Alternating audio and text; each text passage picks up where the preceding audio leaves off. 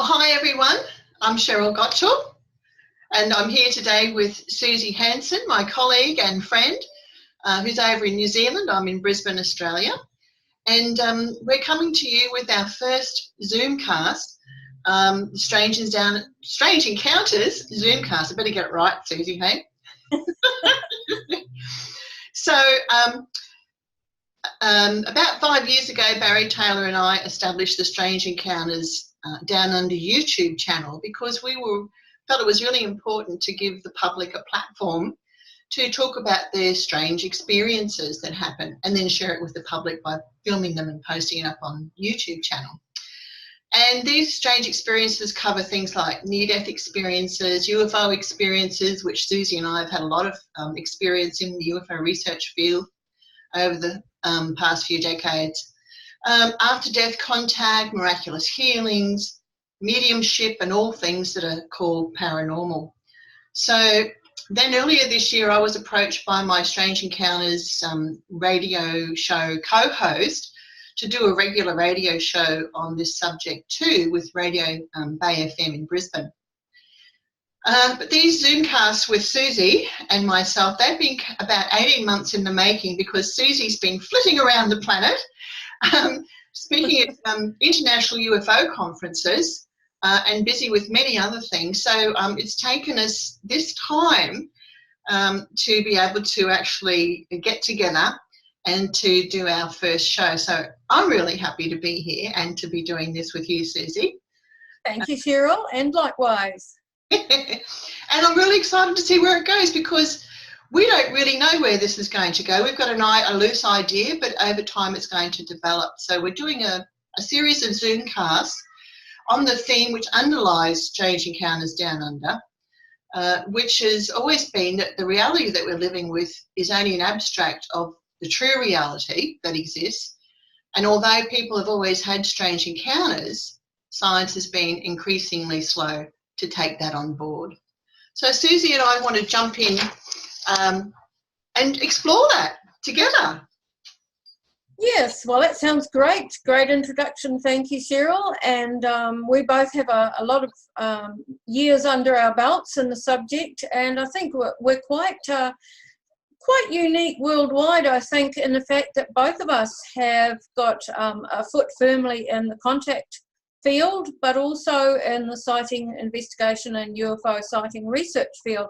And I do think that feel quite fortunate about that in a lot of ways, because I think we can both look at things from this joint perspective, and I think that gives us a little bit of an understanding of not only how people react to a contact experience, but also how people react to a sighting experience. Because despite all that we hear out there at the moment about sightings being done and dusted and they're in the past and they're boring, that's actually not the case, and we know that, and we know that it's very important to look at the reactions that people have to these sightings and how this affects their worldview, and therefore how it affects the way they operate in life, who they have contact with, and what they do with their life is equally as important as the contact field. How they integrate those experiences into their day-to-day reality. And I guess you could think of it as like people have had these experiences exist throughout all cultures, throughout all societies, and it's like their experiences pepper their cultures and our worldwide civilization, don't they? And then that has a greater flow-on effect. Yes, I think so. And we're actually doing a bit of a longitudinal study starting next year, going back to a lot of our sighting witnesses, who some of whom also saw entities and the actual craft, not just the proverbial light in the sky. And we're going to be giving them a survey to complete that tracks how this changed their life, if at all. We're doing this longitudinal study which will look at the societal effects and the family effects and the personal effects of those sighting experiences. So, as we both know, people who've experienced sighting and contact nearly always have this other dimension to their personality, or it begins to develop from that point, and that is getting into the paranormal, kinds of experiences that you have described, and some of those prompt further, much deeper and wider investigation into these subjects for those people. And this is something I've found too, Suzy, is that, and I know you do too, and a few other people, a few other UFO researchers, is that early on we became aware that the paranormal interplays and weaves through the lives of people who report close encounters. But for a long time, UFO researchers didn't want to acknowledge that because they had this thing where they wanted the subject to be taken seriously by scientists. And after all this time, hopefully, I don't know why they continue to do it, because obviously scientists, or very few scientists will actually do that. So so what you're talking about, I think, is about these paranormal experiences related to people who have close encounters, is what I've come to call or coined the close encounter package. Is that I used to see it that people would have a close encounter or many UFO sightings, and they would have these other things on the side, but actually the UFO part of it is just one part or one aspect of the facet of this experience, and they have all these other things, and they can develop spontaneous mediumship abilities and do all sorts of things like that, communicate with animals, see dead people, basically, so that's always been there, but the field has sort of separated that part for a long time to its own disadvantage. Yes, I totally agree. Having experienced many of those things myself, and right from childhood had that conditioning put on me, as you mentioned, that it was explained as something else. But funnily enough, the ET contact side of my childhood was explained as seeing spirit people. So there you are. It went from one paranormal to another paranormal. But yes, I think that there's a lot to be learned from the effect that this in the long term has on society. And I think that that's one of the reasons why ET has been studying us and working with experiencers, abductees, contactees for so long, because they're observing this change in society, and how perhaps open contact in the future might affect us as a total civilization. So it's there's that old saying, softly, softly, catchy monkey, where you move very, very slowly in small increments until suddenly you reach that 100th monkey state, where suddenly something that was previously not accepted or termed paranormal becomes more normal, and people are accepting of it. Do you think that stage will ever come, Suzy, though? Do you think that could be a reality? Or, I mean, if we look at our history, how things have been in the past, in the Middle Ages and before that, people were thought of to be witches, and who knows, they could have been contactees or abductees or whatever you want to call people, So do you think that's a reality? Do you think that might happen? I do think so, because we're talking about one of my pet subjects here, which is crosses over with my understanding and experience of alien technology.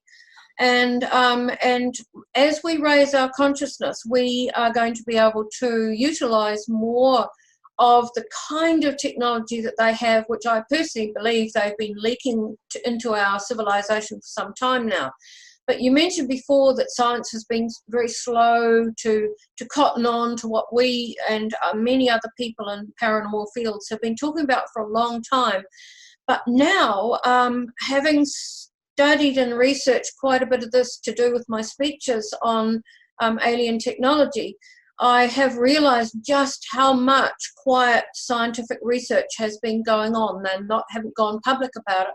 But we now see the broader acceptance of telepathy and the transference of a thought, the transference of an energy that is being studied in laboratories worldwide. And so now we have science coming out and using some terminology to describe some of this, which is sufficiently different from the terminology we've been using to make it look like something new that they have discovered.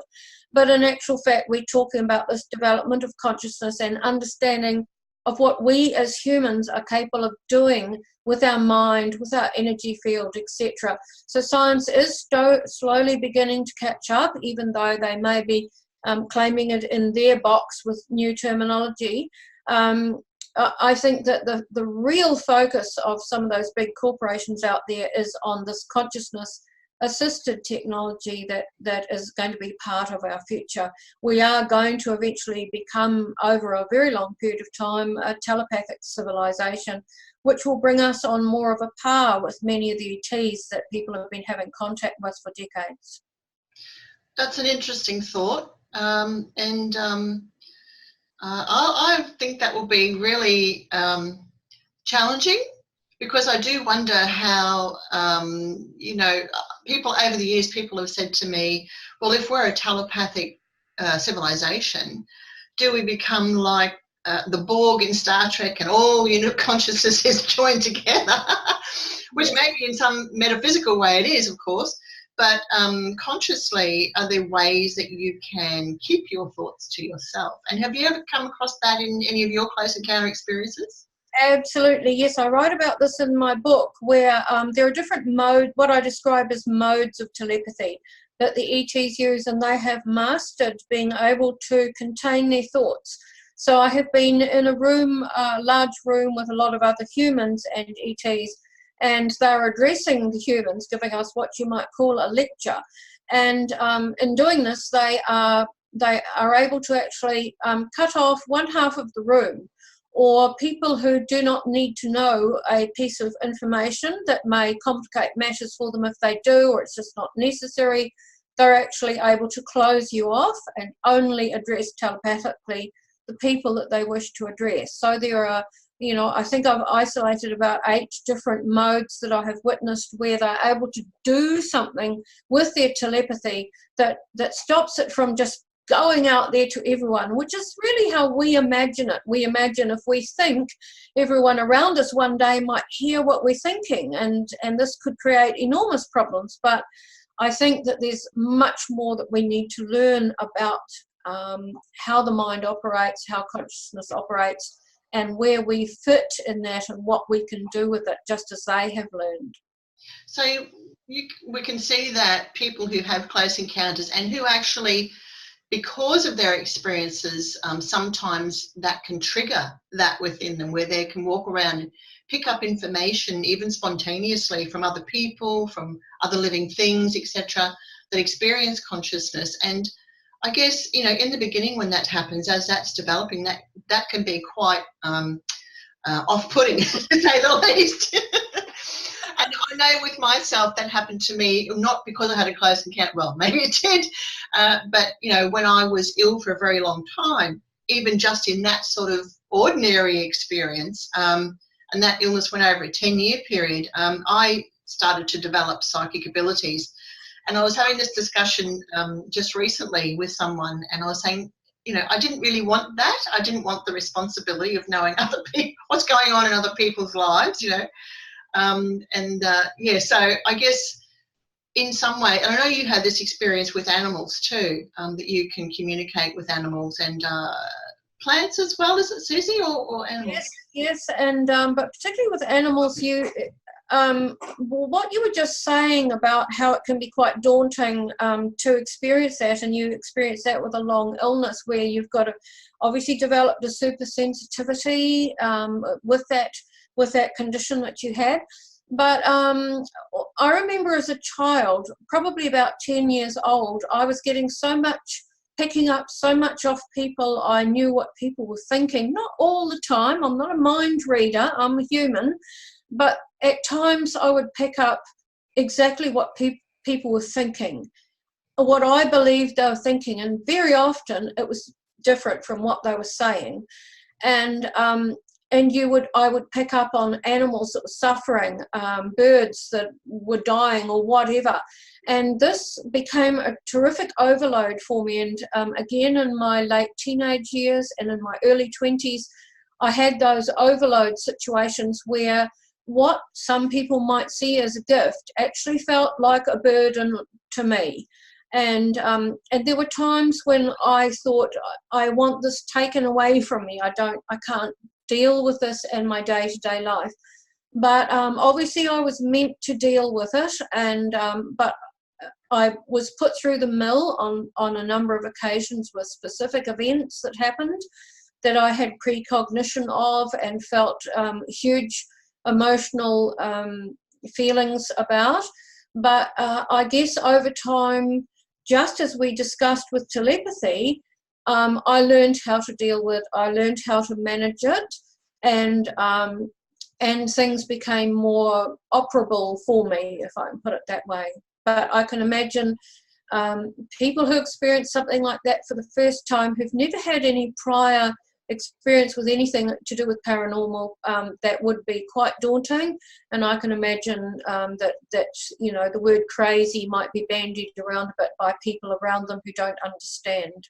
A couple of years, you just reminded me, a couple of years ago, Barry Taylor and I investigated a case on the north side of Brisbane where a woman who had reported UFO sightings and UFO lights, actually, that came down in a an undeveloped suburban block. And Barry was in there traipsing around looking for that, thinking, well, maybe it's a hoax device or some sort of thing that had come down. We couldn't find any evidence for that. And as he was doing that, I was talking to her, and she was telling me that, you know, she had also seen her father, her deceased father, in the living room one day. She actually walked into the room and saw him sitting on a chair. And of course, it scared the heck out of her. And she said, oh my God, you know, like, and she had a communication with her dead father. Please don't appear to me like that anymore. I can't handle it, you know. This is someone that you know, that you'll have a close relationship for a long time. But your mind knows that then they don't exist in this reality anymore. And what are they doing here? So she asked him if he wanted to communicate with her, to do it in her dreams. And from that point on, he did. So, and you know, it was very, very frightening for her to have that experience. And the funny thing is, Sheryl, is that and this kind of idea of how a person may appear to you after they've died, an aspect of that runs through a lot of cultures. I know it does. It runs through Maori culture here in New Zealand, and probably many others in the world. And some people here will do a cleansing of the house afterwards to remove the person's spirit and move them away from the family members, which is, in some respects, as someone who's been a medium all their life, although I do hesitate to use that word, it carries connotations. It was a natural thing for me right throughout life. I don't go and do stage mediumship or anything like that. But the idea that in some cultures that when you pass over, you somehow become different, and people are to be a little scared or a little wary of your spirit if it appears, you know, when in fact you've just gone through what we call the veil to another state of reality.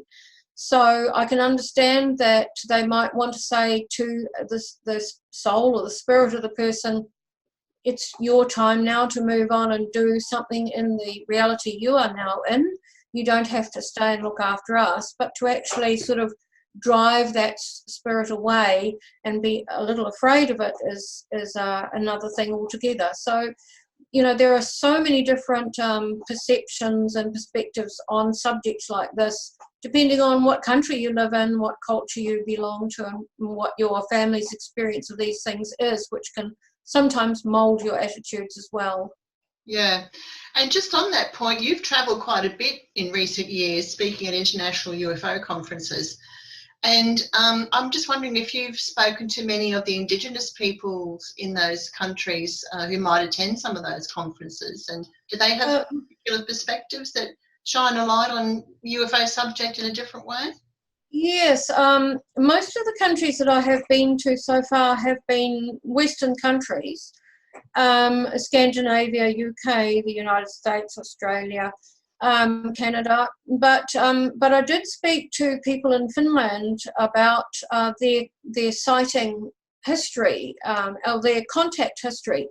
And it's very interesting that it is still centered largely around the what we understand as the late 50s, 60s, early 70s contactee kind of contacts, not greys, not reptilians, etc., but the human-looking, humanoid, tall, human-like entity beings, people almost, I guess, that are very kind, loving, and concerned for our environment. And I thought that was very interesting as to whether there is a reason for that kind of contact still continuing in Finland, or whether it is also associated with a cultural perspective on sightings and contact. That one really stood out for me as being different from people I'd spoken to in other countries.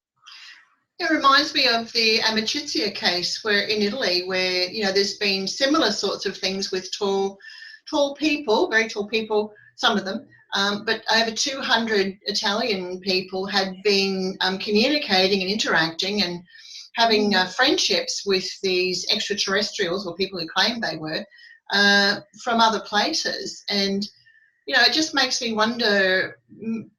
I wonder why they picked Italy. Yes, exactly, and the same question arises with Finland, because I actually attended a very, very large spiritual fair where I spoke. It was absolutely fantastic, and the people were wonderful and very interesting, and they were telling me about very recent sightings of actual landings and meetings between groups of people, similar to the Italian case that you're talking about, with communications taking place, etc. So, that's just a very fascinating country, and very fascinating. Their perspective is quite different to other places, but as you said, very similar to Italy. But when I spoke in Norway, I was very interested to speak to a young woman in her 30s who has had phenomenally similar experiences to me. And so, I'm at the other end of the planet to Norway, and yet the similarities and the kinds of things that she could describe, right down to textiles that we observed entities wearing on the craft, were so similar. So Norway and Finland are not very far away from each other. So we have these differences and anomalies that make the whole contact subject so utterly fascinating, where it crosses over countries' borders and countries' cultures and ethnic groups. And of course, being in an English-speaking country, I'm not hearing anything that goes on in, say, I don't know, much of what's going on over in other countries where English is not the common language. So we're still only getting part of the story, aren't we? Yes, that's right. And in the English-speaking countries, we already see vast differences going on there. So, the old story of none of us are experts and probably never will be in this subject. There is just so much to learn, and I think we've barely scratched the surface.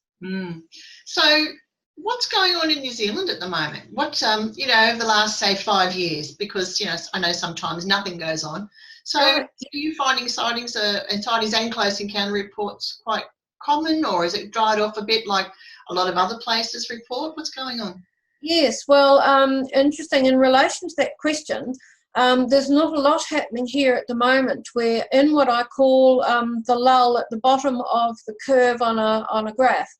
And interestingly, when I spoke at the UFO Congress in Phoenix in the States last year, I spoke to Sheryl Gottschall, who is an American speaker and researcher who collects statistics from MUFON groups and other research groups in the States, and looks at graphs all these statistics and over the years, many years including decades, and she looks at the frequency of sightings, and she has identified what you and I as sighting investigators have probably identified a long time ago as well, and that is that we have this curve where we it starts to speed up. There's a peak. There's lots of sightings. That it eases off, and then we go into a lull, and there's nothing that might happen for quite a few years. She felt that in the States, anyway, it's not necessarily in our countries, but in the States, there was a 7-year period between these highs. So in between time, it just descends into a lull and comes back up again. And I thought that was quite interesting that her statistical research backs up what we had noticed here. And we seem to certainly be in a lull now. The last period of real activity for us was 2011, 2012, 2013. We had a lot happening there with sightings and sightings that involved actually seeing craft and entities with high credibility witnesses, like a highly trained medic, a neuroscientist. So, you know, we're talking about very, very credible testimonies and descriptions there, and we're in that lull period now. Well, that actually, those time frames actually match what our organisation, UFO Research Queensland, what was happening with us, and particularly in one area in Queensland, which was the Gold Coast area. And I was asked, you know, for about 5 years, we had a huge amount of reports that were coming from there. At least half of the reports that we were receiving annually were coming from the Gold Coast area. And journalists in interviews would often ask me, why do you think that is? And I would say things like, well, maybe it's to do with the location, the lay of the land, people looking out over the ocean, they're looking more, they're in high-rise apartments, there's holiday makers, all sorts of reasons. And I guess having said that, we don't really know why there are hot spots. We can guess, but, you know, we can't confirm why. Do you have hot spots in New Zealand? We do, and actually the speech I'm going to be doing for your group soon, Sheryl, and for U4 in Sydney, covers just that, actually. I'm going to be, part of the speech is going to be looking at some of the, comparing some of the sighting areas with Bruce Cathy's grid system. And I've quietly, over a period of time, been doing some research into his grid lines and looking at the geophysical areas of New Zealand that covers.